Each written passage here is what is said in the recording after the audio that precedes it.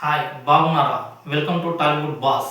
బాలకృష్ణ 4 చిత్రాల గురించి మాట్లాడుకోబోతున్నాం. బాలకృష్ణ 400 కోట్ల చిత్రాల గురించి మాట్లాడుకోబోతున్నాం. బాలకృష్ణ 4 సునామీల గురించి వరుసపెట్టి సునామీలు ఇచ్చాడు. ఆ సునామీల గురించి మాట్లాడుకుంటున్నాం.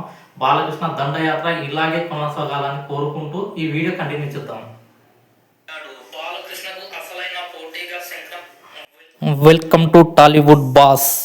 విశ్వవిఖ్యాత నట సార్వభౌమ నట రత్న శ్రీ నందమూరి తారక రామారావు గారి లెగసీని ముందుకు తీసుకెళ్తున్న నందమూరి బాలకృష్ణ తెలుగు చలనచిత్ర రంగంలో యువరత్నగా, నట సింహంగా, గాడ్ ఆఫ్ మాసెస్ గా తెలుగు చలనచిత్ర రంగంలో చెరగని ముద్ర వేస్తూ వరుసబెట్టి 100 కోట్ల సునామీల దండయాత్ర చేస్తున్న నందమూరి బాలకృష్ణ చిత్రాలేంటో చూద్దాం. కరువు కాలం లాంటి కరోనా టైంలో థియేటర్లలో సినిమా విడుదల చేయాలంటేనే భయపడే టైంలో, థియేటర్కి ప్రేక్షకులు రావాలంటేనే భయపడే సమయంలో థియేటర్లను కాపాడేందుకు నేనున్నాను అంటూ జనవరి 21, 2002 సంవత్సరంలో ప్రేక్షకుల ముందుకు థియేటర్లలో అఖండగా వచ్చి అద్భుతమైన నటనతో, తన అద్భుతమైన పర్ఫార్మెన్స్ తో, తన అద్భుతమైన డైలాగ్స్ తో ప్రేక్షకులను థియేటర్లలో ఉర్రూతలూగించాడు.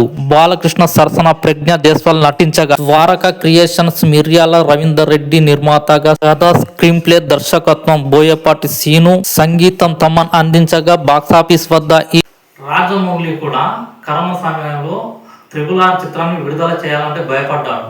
ఈ చిత్రం విడుదలయ్యాక, ఈ చిత్రం భారీ కలెక్షన్లు సాధించాక RRR విడుదల చేశాడు. ఈ చిత్రాన్ని చూసి ధైర్యం తెచ్చుకొని మరీ రిలీజ్ చేశాడు. కలెక్షన్లు వస్తాయని భావించిన తర్వాత RRR మూవీ రిలీజ్ అయింది. ఈ చిత్రం 121 కోట్ల గ్రాస్ వసూళ్లు సాధించి బ్లాక్ బస్టర్ హిట్ గా నిలిచింది. బాలకృష్ణ రెండో సునామీ సంక్రాంతి కానుకగా 2002 సంవత్సరం జనవరి 12న విడుదలైన వీరసింహారెడ్డి తన తోటి హీరోలలాగా దర్శకుడు చెప్పిన కథల్లో ఏలు పెట్టకుండా దర్శకులకు సరెండర్ అయ్యే ఏకైక హీరో, దర్శకుల హీరో బాలకృష్ణ. ఇది నిజం. బాలకృష్ణ అనేది మొదట్లో ఫ్లాపులు ఇవ్వచ్చు, కానీ దర్శకులకు సరెండర్ అయ్యేవాడు, కథలకు సరెండర్ అయ్యేవాడు, దర్శకులకు సరెండర్ అయ్యేవాడు. ఇది నిజం. ఇది తన వయసుకు తగ్గ పాత్రలు పోషిస్తూ, తన వయసుకు మర్యాదిస్తూ, ఆ పాత్రలకు న్యాయం చేస్తూ ముందుకెళ్తున్నది బాలకృష్ణ ఒక్కడే ఇండస్ట్రీలో. బాలకృష్ణ కథ ఓకే అన్నాక కథల్లో చేంజ్ చేస్తాడు కదా, కథల్లో ఏలు పెట్టడం, డైరెక్షన్ డిపార్ట్మెంట్ లో ఏలు పెట్టి దింపడం, ఇలాంటి పరివాసానాలకు దూరంగా ఉంటూ దర్శకులు మెచ్చిన హీరోగా హిట్ల మీద హిట్లు ఇస్తూ ముందుకు వెళ్తున్నాడు. అందులో ఒకటి వీరసింహారెడ్డి. బాలకృష్ణ సరసన శృతి హాసన్, బాలకృష్ణకు చెల్లిగా వరలక్ష్మి, గోపీచంద్ మలినేని దర్శకత్వం, SS తమన్ మ్యూజిక్, మైత్రి మూవీ మేకర్స్ నిర్మాణ సారథ్యంలో ఈ చిత్రం బాక్సాఫీస్ వద్ద 134 కోట్ల గ్రాస్ వసూళ్లు సాధించి బ్లాక్ బస్టర్ హిట్ గా నిలిచింది. ఇక మూడో సునామీ. ఎప్పుడు ఏ పాత్ర చేయాలి, ఎలాంటి పాత్రలు చేయాలి అన్నది బాలకృష్ణకు బాగా తెలుసు. అదే ఈ భగవత్ కేసరి. 2000 అక్టోబర్ 19న దసరా కానుకగా విడుదలైన భగవత్ కేసరి. ఇందులో బాలకృష్ణ నటన అద్భుతంగా, వేషధారణ కొత్తగా అనిపిస్తుంది. బాలకృష్ణ డైలాగ్స్ కి థియేటర్లలో అభిమానుల కేకలతో, ఈలలతో థియేటర్లు మారి మోగిపోయాయి. బాలకృష్ణ సరసన కాజల్ అగర్వాల్ నటించగా, ముఖ్య పాత్రలో శ్రీలీల నటించగా, రాహో గారపాటి, హరీష్ పెద్ది నిర్మాణ సారథ్యంలో అనిల్ రావుపూడి దర్శకత్వంలో వచ్చిన ఈ చిత్రం బాక్సాఫీస్ వద్ద 104 కోట్ల గ్రాస్ వసూళ్లు సాధించి బ్లాక్ బస్టర్ హిట్ గా నిలిచింది.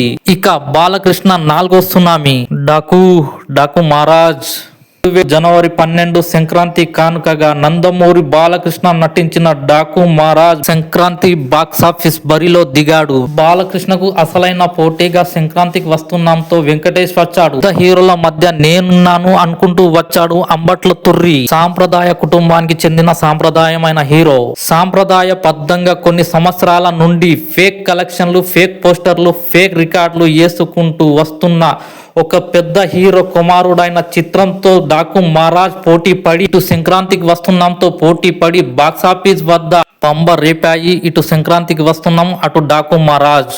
మధ్యలో వచ్చిన ఆట మార్చేవాడిని చిత్తకలు పడేశారు ప్రేక్షకులు. ఆట మార్చేవాడిని ఫేక్ పోస్టర్ వేసి మార్చేశారు. ఇక డాకు మహారాజ్ బాలకృష్ణ సరసన ప్రజ్ఞ జైస్వాల్ నటించగా, సూర్య దేవర నాగవంశీ నిర్మాతగా, అభి దర్శకత్వం వహించగా, SS తమన్ సంగీత సారథ్యంలో ఈ చిత్రం బాక్సాఫీస్ వద్ద 150 కోట్ల గ్రాస్ వసూళ్లు సాధించి బాక్సాఫీస్ వద్ద బ్లాక్ బస్టర్ హిట్ గా నిలిచింది. ఈయన తోటి హీరోలు హీరోయిన్లు ఉండాలి, డ్యాన్సులు ఉండాలి, షేవింగ్ మంచిగా చేసుకొని నున్నగా ఉండాలి. ఈయన మాత్రం ఆ క్యారెక్టర్ ఎలా ఉంది, పాత్ర ఎలా ఉంది, ఆ పాత్రకు తగ్గట్టు భగవద్గీతలో చూసుకోండి ఎలా ఉంటాడు.